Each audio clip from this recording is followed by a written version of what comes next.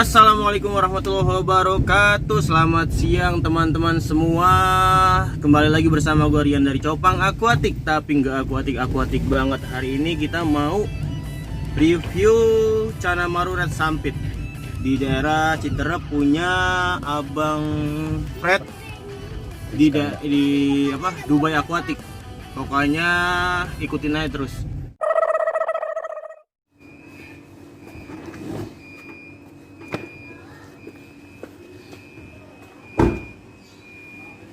Alhamdulillah, sekarang kita udah sampai teman-teman. Kita langsung aja masuk ke farmnya Bang Fred Fiskanda Dubai Aquatic.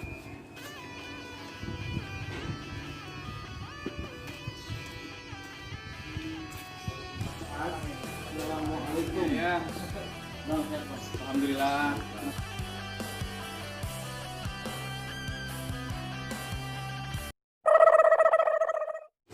Assalamualaikum warahmatullahi wabarakatuh. Teman-teman, kembali lagi dengan saya Rian dari Copang Aquatic. Tapi nggak akuatik banget. Alhamdulillah kita udah sampai di farmnya Dubai Aquatic bersama Bang Fred Fiskanda. Nah, dan juga ditemani sama partner saya Bang Agus Patikawa Kargo. Alhamdulillah sampai ke sini dengan tujuan silaturahmi dan juga beberapa meminta edukasi dengan Bang Fred Fiskanda ini. Jadi hari ini kita mau ngevlog, membuat konten pembahasan ya, menanggapi mengenai masalah label lah, ibaratnya label dari Super Red Sumpit dengan Red Sumpit, dan dari mana kira-kira terpisah enggak nih wilayah-wilayahnya dan gitu, cara pengambilan mereka di wilayah mana dan gitu, apa mungkin ada sedikit perbedaan dan gitu namanya. Terus menanggapi mengenai masalah netizen atau rekan-rekan teman-teman juga pertanyaan, ini Super Red Sumpit ini label doang kali kan gitu, atau mungkin bagaimana kan gitu ya, Bang ya. benar. Jadi kembali lagi untuk Bang Fred Fiskanda ini, sebelumnya mohon maaf. Untuk menyikapi itu semua lah, kita bahas semuanya di sini. Mungkin ini kan ada beberapa sampel lah untuk Super Red Sumpit yang Bang Fred ini katakan, dan juga ada perbandingan dari Red Sumpit lainnya. Mungkin yang pertama itu saya mau nanya nih Bang Fred, untuk perbedaannya Super Red Sumpit sama Red Sumpit biasa gitu. Jadi awal mula saya ngeluarin label Red Sumpit ini, Super Red Sumpit ini ya, itu karena secara fisiologi kita bisa lihat langsung gitu ya, dia memiliki badan yang lebih merah, badan dan sirip yang lebih merah daripada Super Red Sumpitnya ini. Kualitas super lah saya nyebutnya ya. Nah, itu memiliki badan yang lebih merah daripada Red Sumpit pada umumnya. Kenapa saya bilang pada umumnya? Karena dulu kan kita juga main Red Sumpit biasa nih, bukan yang biasa lah, kita nyebutnya Red Sumpit generasi yang dulu. Nah itu nggak semerah ini. Baru ya tahun-tahun inilah baru temuin itu. Baru tahun-tahun ini, berarti masih belum lama lah ini. Belum lama. Yang dinamakan Super Sumpit ini berarti belum lama lah. Jadi generasi sebelumnya itu Bang Fred juga udah pernah merasakan untuk tipsnya, untuk treatmentnya, dan juga Bang Fred ini mungkin ngerasain ada yang beda gitu lah ya. Iya gitu. benar, memiliki perbedaan dia. Ini perbedaan juga. Salah satunya yaitu yang saya sebutin tadi, yang di osel. Dia oselnya berwarna merah. Osel yang di buntut. Yang di buntut, iya. Jadi kalau Red Sumpit generasi sebelumnya itu sebagus-bagusnya sortiran ya. Kalau dulu saya kan suka nyortir juga nih. Kalau stok datang 200-300 ekor saya nyortir gitu ya. Dia itu paling oranye rata-rata oselnya itu. Oranye, nggak Iya, merah gitu. nggak merah banget. Kalau sekarang ini untuk generasi yang baru ini, osel-oselnya tuh merah. Udah gitu warna badannya juga jauh lebih merah dia. Itu diketahui dari size berapa itu Bang? Kira-kira apa dari size kecilnya untuk tahuan atau dari size 10 cm apa gitu? Kalau untuk osel biasanya itu di size sekitar 6-7 cm sudah kelihatan osel. 6 cm? Iya. Tapi kalau kita kan juga keep yang kualitas super ini ya, Super Red Sumpit ini, dari size 2 cm kemarin, sekarang udah masuk 5 cm. Itu emang badannya tuh lebih merah dibandingkan generasi yang dulu, baby yang dulu kita jual. Jadi dari situ aja udah ketahuan dari perbedaan Super Red Sumpit sama Red Sumpit generasi dulu lah gitu. Benar. Gitu. Benar. Selain itu ada perbedaan apa namanya perbedaan yang signifikan lah Warna sih. dari Warna tadi itu yang lebih signifikan. Oh iya tujuan juga. Yang apa sih namanya, dia itu selain warna, terus selain yang ocelnya itu sebenarnya yang bikin dia merah itu hasil genetik atau mungkin hasil dari Treatment apa gitu, gitu ya. hasil dari treatment gitu Iya. maksudnya. Masalah itu untuk genetik ya saya nggak bisa ngambil sebuah kesimpulan ya Om, karena itu saya nyebutnya sebuah kualitas super ya, bukan spesies baru super red, berbeda kan. Kalau saya nyebutnya selama ini kan itu kualitas super, ya kan. Betul. Saya ada sedikit sih kecenderungan mungkin ke arah genetik, karena gini, mulai dari bar pun dia sedikit berbeda juga, Dari bar sedikit berbeda. sampai yang generasi dulu Benar. sampai sama Super Sam itu beda. Benar. Kalau red sampai yang generasi dulu rata-rata size kecilnya dia memiliki banyak bar, seperti red sentarum. Kadang 8 sampai 9 bar, pernah juga saya temukan sampai 12 bar. Tapi kan kalau dulu kan mereka mutasi. Mungkin banyak yang teman-teman kurang perhatikan di ikan tipannya. Kalau red maru itu dari size baby kita pelihara, itu kan baru belum kelihatan. Nanti ketika dia udah masuk ke size 8 cm, baru kelihatan tuh barnya tuh jelas gitu Om ya. Baru kelihatan jelas itu rata-rata kalau sampai biasa dia bercabang dan banyak, bisa sampai 10, 12. Ketika dia sudah memasuki usia yang lebih tua, usia ya, bukan size. Dan saya usia. Usia yang lebih tua, maka dia dari 2 atau 3 bar itu yang lebih dekat dia akan menyatu. Dulu sempat saya share di situ tuh. Jadi bukan hilang ya, tapi menyatu gitu ya. Menyatu, jawabannya itu. bukan hilang. Itu namanya mutasi bar kalau saya nyebutnya dulu. Nah, berbeda dengan yang kualitas super ini, super sampai ini. Dari size kecilnya, mereka itu rata-rata sudah menyatu, sudah ngeblok. Kan di sini Om juga bisa lihat kan, sampel dari 5 cm, 10 cm, ini size 14-15 ya. Iya, mau 14-15 cm, itu yang 16 cm, 30 cm juga ada kan. Ada yang besar. Itu ada yang besar juga 50 cm. Nah, itu rata-rata itu emang dia udah ngeblok. Ada beberapa mungkin 5-6 ekor yang pecah, tapi paling enggak pecahnya pun dia masih simetris. Itu yang membedakan juga sih, lain warna. Lain warna, bar sama osel gitu. Iya. Jadi dari tiga itu udah jadi perbedaan antara super red sampit dan juga red sampit generasi yang sebelumnya. Benar. Gitu. Jadi 3 perbedaan itu ada di osel sama warnanya itu dan juga dari barnya itu. Jadi untuk red sampit generasi yang dulu yang sebelumnya itu red sampit dia ada mutasi bar, sedangkan super red sampit ini dari size kecil pun dia udah barnya segitu sampai size gede ya Bang. Iya, benar. Mungkin cuma 3 perbedaan itu aja. Iya, kalau dari secara visual sih 3 aja. Dan untuk selanjutnya mungkin ini loh Bang, yang mungkin saya pertanyakan gitu ya. Ini Apa? dari mana gitu loh? Dari mana kata super itu dari mana? Kenapa Iya. nggak dinamakan grade aja gitu ya kan? Iya. Apa grade A gitu kan? Kenapa harus dinamain super? Dan juga ini super ini dari mana asalnya gitu? Jadi gini loh bro, kenapa saya sendiri ya itu nyebutnya super? Karena dulu ketika saya masih zaman dulu saya nyebutnya sebenarnya grade dulu banget. Tapi itu untuk size besar ya. Karena grade kan kalau dulu kan saya nilai dari nomor 1 bunga. Kalau dulu ketika grade A berarti dia bunganya banyak. Grade B dulu bunganya sedang. Grade C biasanya polosan sampai ada beberapa bunga. Ada juga dulu grade C plus lah menjelang ke B, polos cuma dengan warna yang bagus. Terus dengan anatomi yang bagus. Anatomi kan bisa jadi fin, kalau bilang ya finnya gondrong atau dia barnya panjang, ramping. Nah, kayak gitu. Kalau dulu dari grade seperti itu. Nah, kenapa sekarang nyebutnya super?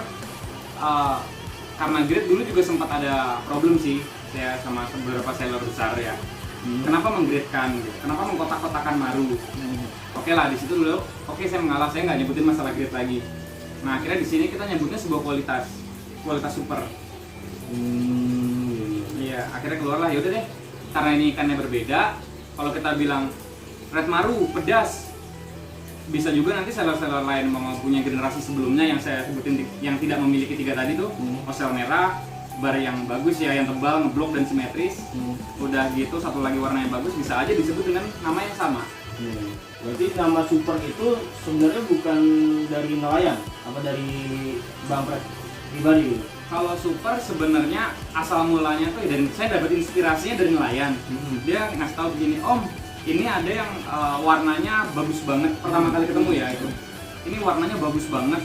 Ini kita cuma ada sekitar 40 ekor katanya gitu kan awal-awal kan. Cuma ada 40 ekor. Kayak gimana warna, pokoknya super deh kata dia gitu kan. Oh, akhirnya jadi pacuan saya nih. Tapi kan kalau dia bener-bener nelayan ya, kalau saya ngambilnya ya belum ketengulak gitu ya. Akhirnya ya udah, Om, gimana kalau kita sebutnya itu super red sampit. Jadi dengan red sampit kualitas super. Oke, kata dia. Nah, dari situlah Jadi untuk simpelnya namanya super red sampit gitu ya. Iya. Padahal itu tetap red sampit, cuma kualitasnya super gitu benar. Iya, benar. Jadi bukan jenis baru ya kita bicaranya di Iya, sini. iya, iya. Bukan jenis baru. Jadi bukan jenis untuk label baru nih. Bukan jenis Iya. subspesies Marulioides, bukan. Iya, jadi cuma tetap mainnya di kualitas lah, kualitas namanya. Nah, jadi gitu teman-teman. Untuk masalah perbedaan dan juga kata super red sampit itu dari mana? Tadi udah dijelaskan nama Bang Fred Deskanda. Mungkin ada yang bisa ditanyakan lagi untuk Bang Agus sendiri. Ada yang mau ditanyain nggak? Kalau untuk mengenai masalah penangkapannya nih, Oh ya. dia ini apakah, kan memang kita tahu nih, kadang-kadang saya pernah gitu kan koordinasi sama orang-orang yang di Kalimantan. Bang, perbedaannya dengan Kapuas Hulu terus dengan Sampit dengan ini gitu, mereka bilang ya sebenarnya sih sama si satu jalur Bang, cuman nama desa mungkin kan gitu. Ada mungkin kalau umpamanya contoh Kapuas Hulu ini Cana Kapuas Hulu memang adanya di Kapuas Hulu kan gitu. Apakah ini Sampit, red Sampit, terus namanya super red Sampitnya ini apa mungkin di daerah mana, jadi hingga ibaratnya timbul ikan ini yang super gitu namanya. Ini Jadi tepatnya- perbedaan gitu, maksudnya penangkapan itu di wilayah mana gitu. betul. Kan kalau untuk masalah spotnya sendiri ya, karena saya kan udah ada obrolan sama teman di sana. Mungkin untuk nama spot atau nama desanya kita belum bisa sebutin, karena kan teman-teman juga tahu Privasi lah. mungkin ya. Iya. Dari nelayan itu privasi. Karena nama spot itu semua penangkapan baru itu privasi nelayan sebenarnya gitu. Jadi ibaratnya teman-teman di sana juga punya spot tersendiri lah ya, pegangan sendiri lah ibaratnya. Nah kalau umpama antar kita terlalu ekspos atau gimana kan ya mungkin kejadian sama kayak seperti kemarin Riau di Sumatera. Jadi sekarang banyak gitu. Iya, yang nangkap di sana juga banyak. Oke, tapi kembali ke masalah yang ini. Kalau umpama kita ngobrolin masalah tempat, kalau menurut kawan-kawan di sana sih ini baru, Om. Jadi soalnya ibaratlah sebuah Kalimantan itu sebuah inilah ya. Ini memang Kalimantan, ya kan? Kalau yang selama ini dijelajahi mungkin yang di daerah ini kan sampai di sini ya. Di sini kan Kalimantan Barat udah, ya kan? betul, kabar. Benar. Kalau di sini kan ya kita di grafisnya lah ya. Timnya juga ada. Nah ini selama ini mungkin yang banyak diambil tuh ikan dari daerah sini. Dari Kalimantan Barat. Enggak, dari Kalimantan Tengah ini. Sampit, nah yang masih daerah sini lah Mama gitu ya. Nah di spot yang baru ini karena mungkin udah banyak di sini nelayan yang bermain di sini, teman-teman tuh banyak yang nyari ke lebih pedalaman lagi. Info dari teman-teman sih dari Sampit itu mungkin sekitar 6 jam sampai 7 jam naik mobil baru dapat ke spot ini. Iya. Dapat spot untuk penangkapan Super Sampit ini benar. Karena itu supplier di sana juga nggak banyak orang yang punya, nggak banyak yang punya dalam stok banyak lah maksudnya ya gitu ya. Karena emang nggak banyak yang tahu untuk spot ini. Kalau saya pun sendiri sampai terbuka sampai gini banget sama teman-teman di sana nggak terlalu terbuka mereka juga. Saya ngerti lah, saya pahami itu untuk privasi itu aja ya. Cuman kalau untuk ditanya berbeda nggak spotnya? Iya berbeda, dia lebih masuk ke dalam, dari ke pedalaman dia. Tapi satu sungai kan? Kalau di Kalimantan, dalam Kalimantan Tengah satu sungai pas satu sungai, pasti ada nyambung gitu loh. Cuma beda di spotnya aja gitu. Iya, spotnya dia berbeda. Jadi penangkapannya itu yang tadi ditanyakan oleh Bang Agus Patikawa, dia itu penangkapan untuk wilayahnya itu antara red sampit sama yang super red sampit ini berbeda di spotnya itu. Spot penangkapan itu ada gitu tempatnya, cuman tetap yang namanya nelayan mungkin memprivasikannya agar mungkin khawatir ini takutnya ditangkap sama orang yang salah gitu. Terlalu dieksploitasi Ya, ya. mungkin di situ. Ya, jadi di situ untuk jawaban dari Bang Fred masalah penangkapannya. spotnya. Kenapa nggak kita sebut locality baru? Nah, Karena itu. Jadi nggak ada yang namanya itu locality baru. Ini locality baru nih Super Red Sampit, bukan gitu dong ya. Bukan. Tetap namanya Red Sampit Dengan kualitas dengan kualitas super. Emang yang saya pribadi dan juga Bang Agus ngelihat juga, ya ini beda. Gitu ya, paling Bang ya? beda sendiri. Beda ya Bang ya, beda. Paling Sedangkan Bang Agus juga pribadi pernah ngambil kan? pernah ngambil Red Sampit kan? Red Kalau nggak Sampit. salah itu lagi bulan-bulan puasa itu Bang Fred. Oh, Itu kita puasa. ngambil Red Sampit kurang lebih ada 50 ekor yang Sebanyak. Yang set besarnya kalau nggak salah ada 3 ya? Size besarnya itu ada kurang lebih ada 5 ekor, size sedangnya 20 sampai 25 cm itu ada 6 ekor, sisanya baby-babynya. Tapi permasalahannya kita bicara Red Sampit. Ketika sampai di tempat saya itu ternyata ada campuran YS ya waktu itu ya. Baru Kan nyampur gitu. Akhirnya di situ kita waduh ini apa bener Red Sampit atau YS, kita juga mulai ragu kan karena gitu namanya, karena kita juga main di sana juga masih baru juga kan gitu namanya. Nah itu saya pertanyaan kedua, ini cara penangkapannya mereka sebenarnya dipancing atau dijaring? Terkadang saya pernah dapat ikan itu hasil tangkapan, katanya hasil tangkapan entah dijaring tadi ini ada yang dorsalnya rusak, sisiknya rusak, bibirnya apakah macam pancing gitu kan. Nah ini sebenarnya ada bocoran nggak ya Bang Fred? Kalau dari situ sih sebenarnya udah lama banget ya. Itu saya selalu ngobrol sama teman-teman di Kalimantan masalah cara penangkapan. Karena kalau bicara masalah cara penangkapan itu berimbas lagi ke daya tahan ikan. Iya. Ketika dia repondisi kan, biasanya ikan yang kena pancing itu kan dia nggak kena bibir, tapi dia kena atas, kena ke bagian atas ini loh. Kan sini otak ya.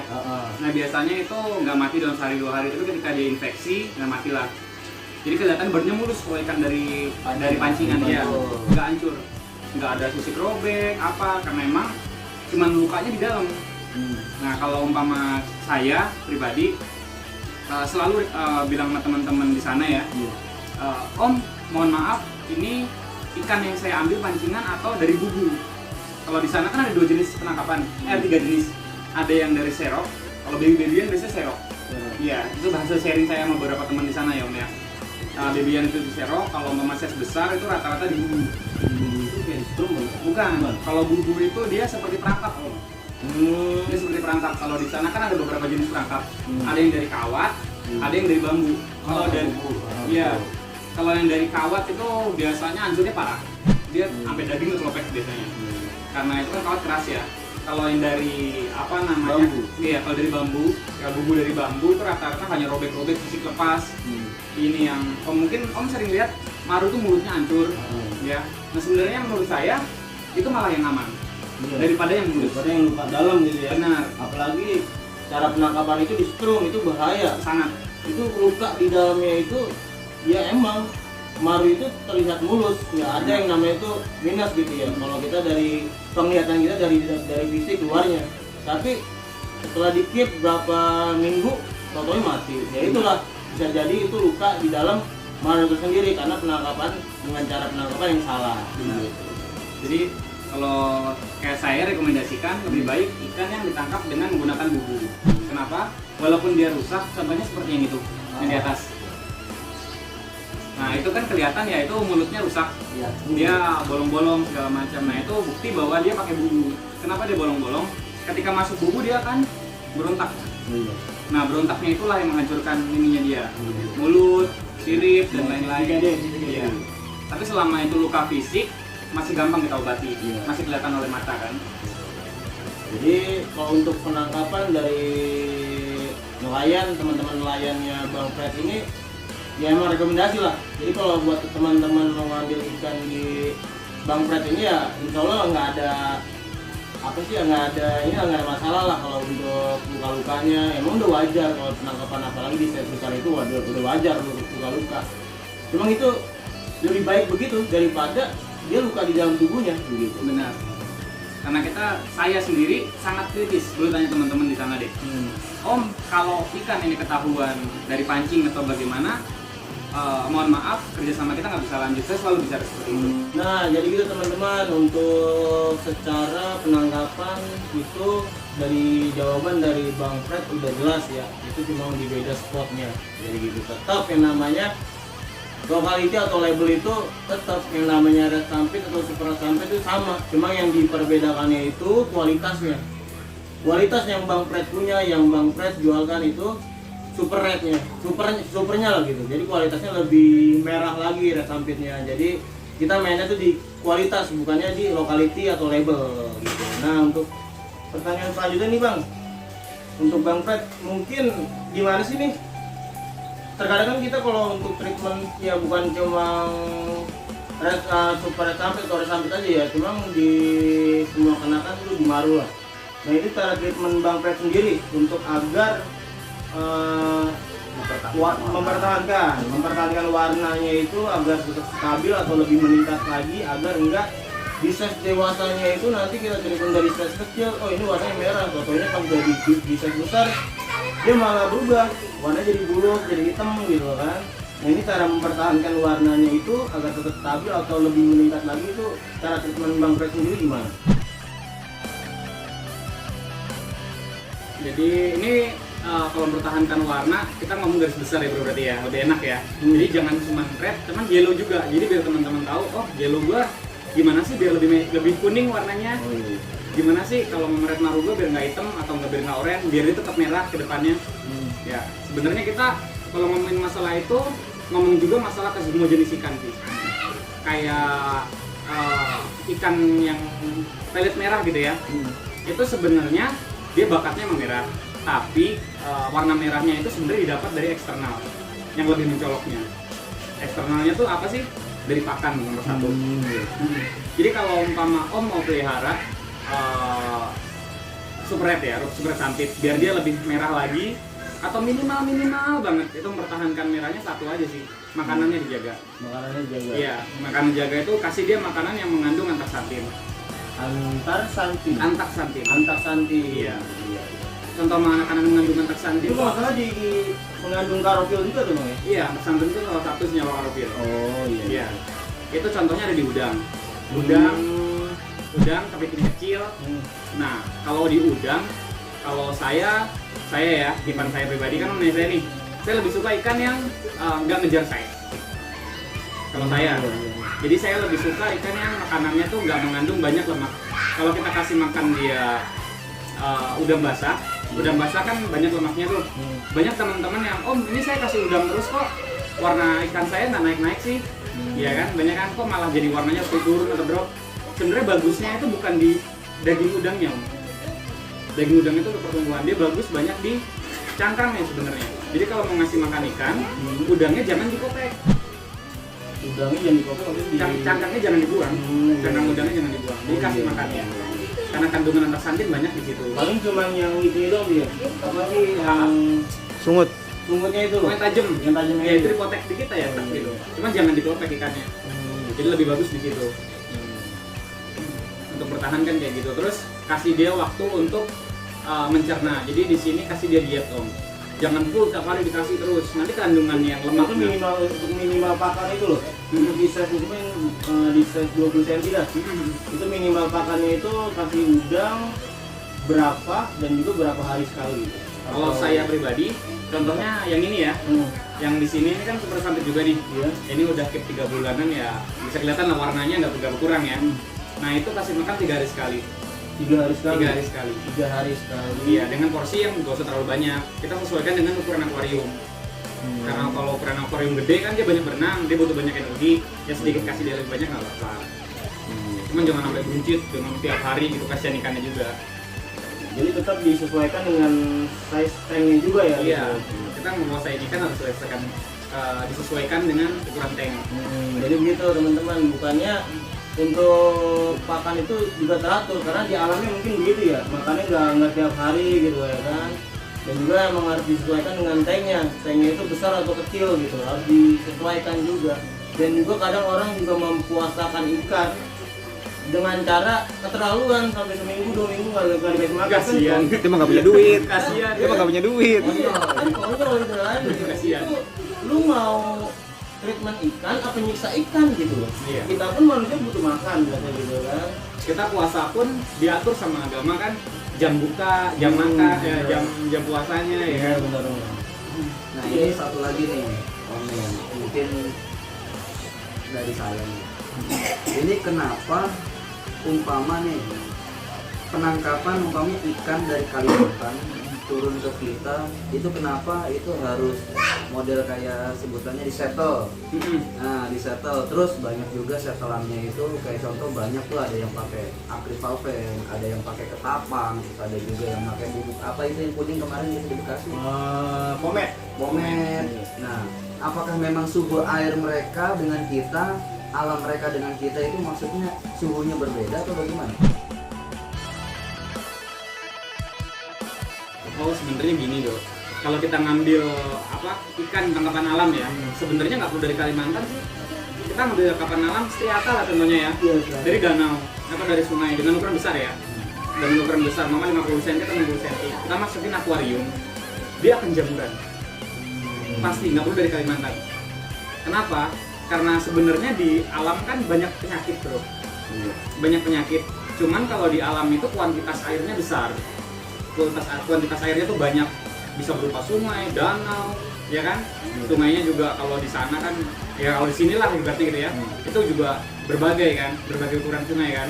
Semakin besar sungainya biasanya ikan yang kita masukin ke akuarium itu nggak terlalu banyak penyakit. Itu karena sebenarnya sakit bawaan alam.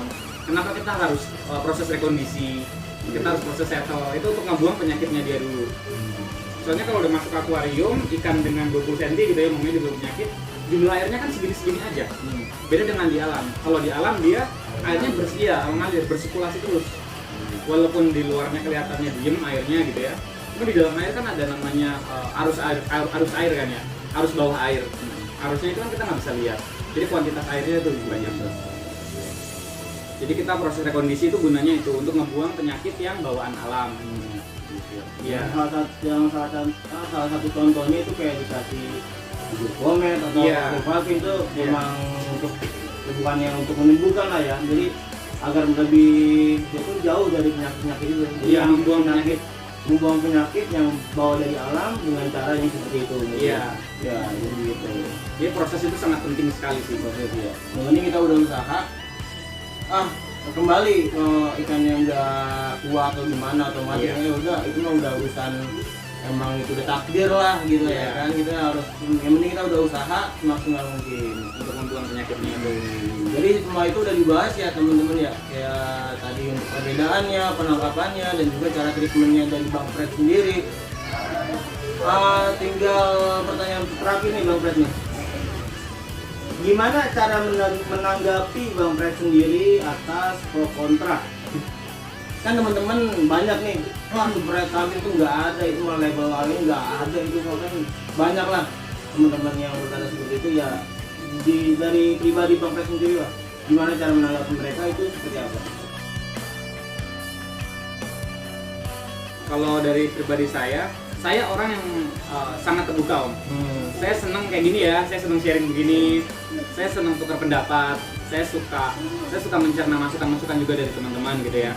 Kalau saya normal sih, namanya pro kontra itu dalam dunia apapun normal. Dalam dunia kerja pun di kantor gitu umpama, pro kontra itu normal. Pasti ada lah ya. Pasti ada. Yang penting untuk saya sendiri, saya nggak terlalu ngambil oh ini berarti musuh, enggak, saya nggak seperti itu. Ketika dia kontra, saya selalu kan di Facebook saya juga bilang monggo welcome, kalau mau ngobrol silakan, masalah spread silakan, saya selalu open house, ya kan om? Betul. Saya selalu bilang seperti itu karena menurut saya ketika mereka masukin mereka ke sini, mereka mengutarakan pendapat mereka, yaitu saya juga masukkan ilmu baru untuk saya. Ya alhamdulillah dari tanggapan Bang Fred sendiri tuh ya buat teman-teman yang mungkin nggak percaya atau belum menganggap super red summit itu cuma label palsu, itu label solo doang, terserah. Jadi itu kembali ke teman-teman sendiri menanggapinya seperti apa, atau tetap yang namanya itu ini mah hoax, nggak ada, enggak. Ini semua udah dijelasin sama Bang Fred sendiri. Jadi itu semua udah kita bahas lah. Udah dijelaskan juga sama Bang Fred. Jadi super red summit itu adalah jadi Super Red Summit itu sebenarnya bukannya saya menyebutkan sebuah jenis baru dari Summit gitu ya, atau dari Marulioides, bukan. Itu hanya sebuah sebutan untuk kualitas. Karena di sini saya nggak nyebutin sebuah lokality baru, karena mandat dari teman-teman di sana juga biar nggak terlalu tereksploitasi. Iya. Tetap yang Red Summit lah gitu. Iya. Walaupun dengan perbedaan di kualitas yang Benar. berbeda. Iya. Gitu. Kita sebutlah super gitu. Makanya disebut super gitu. Super Red Summit. Jadi mohon maaf, jangan saya pribadi kalau bisa jangan dipermasalahkan. Ini udah diklarifikasi lah, kita udah silaturahmi ke Bang Fred ya kan, udah enak, udah dibahas, udah dijawab dengan baik dengan Bang Fred. Tapi semua tergantung dari kalian untuk menanggapinya. Jadi begitu teman-teman.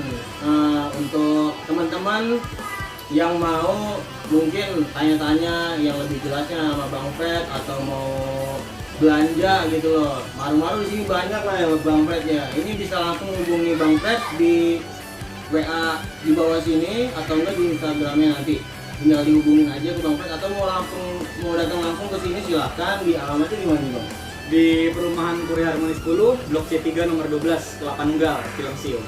Cakep. Oke teman-teman, mungkin sampai sini aja. Saya Rian dari Copang Aquatic, tapi nggak akuatik banget. Saya Freddy dari Dubai Aquatic. Saya Agus dari Katikawa Cargo.